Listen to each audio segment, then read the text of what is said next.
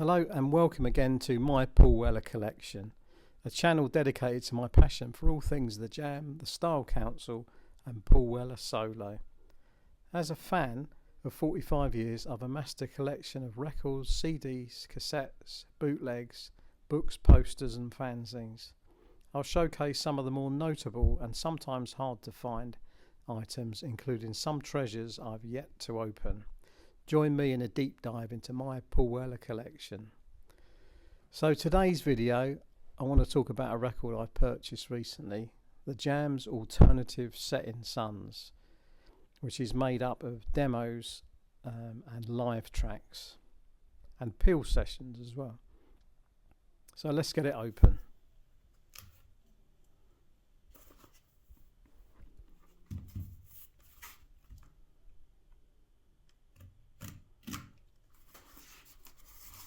Really could do with a bit of a sharper knife.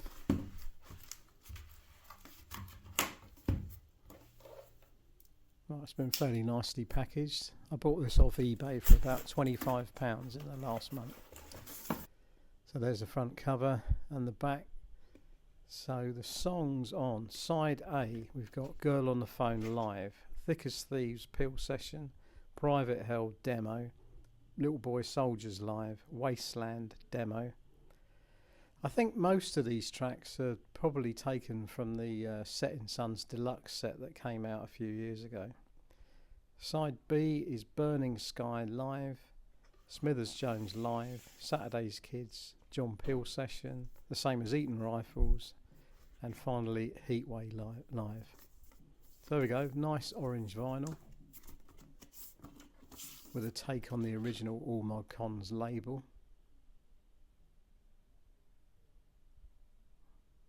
Okay, let's get this on and we'll have a little listen to it. Oh no, I forgot. You get this poster with it as well, which is obviously taken from the back cover of the original Setting Suns album. That's quite nice, I'll frame that up. This is the original picture. Right, let's give this a listen. This is side A.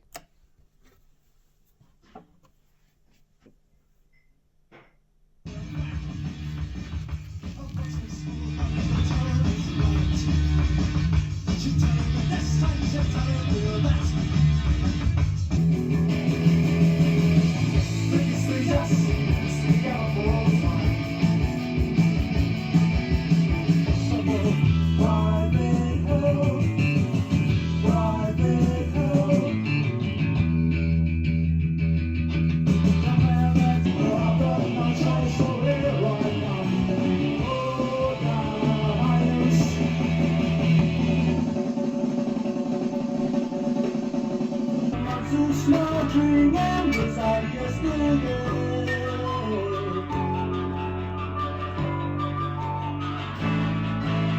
And when all your first sunshine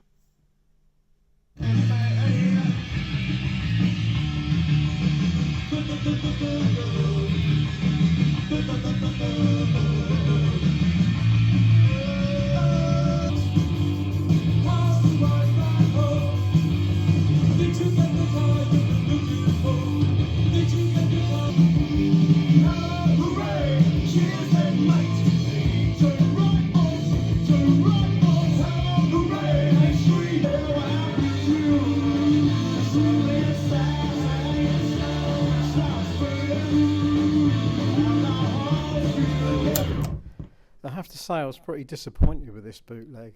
The sound on it was pretty awful, especially Wasteland on side A, which was almost unlistenable. It sounds like it wasn't pressed properly, and it continuously jumped throughout the record as well, probably 3 or 4 times. I thought it was my turntable to start with, but it isn't, because I've tested out other records since then. As I say, I think most of the recordings I already own on the Setting Suns deluxe set, so unfortunately I think this is going to be sent back because it's just not a good enough pressing. Anyway, on to more positive things. the sticker on the famous Rickenbacker Paul Weller guitar, The Boys, is a punk band from London, I believe, and I always wondered what they sounded like.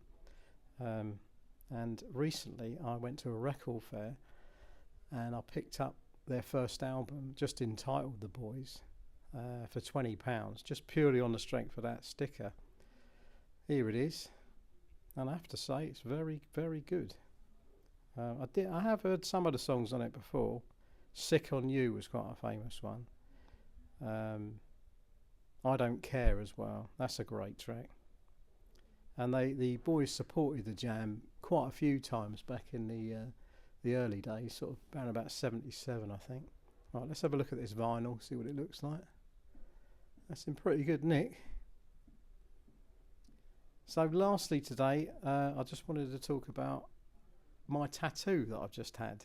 I have several tattoos, but I've got a bit of a mod arm on my left arm, and I've always liked the Paul Weller Stanley Road cover,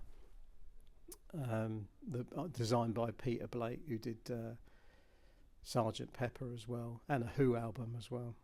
So the red star and the love heart. This is the red star with the 8 in it, and the love heart I decided to have done on my arm as a tribute to Paul Weller. So I'm building up my tattoo collection, so which I'll show in a minute my next ideas. Anyway, here it is, which I'm very pleased with. Colours are good, it's taken well.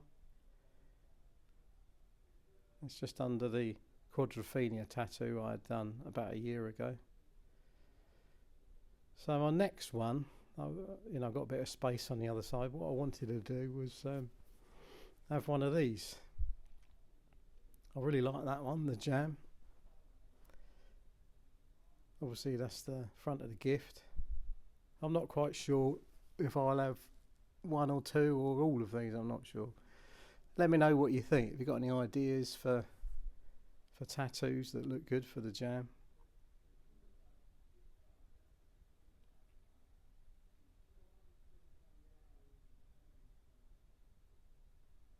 Anyway, that's it. Thanks very much. I'll see you in the next one.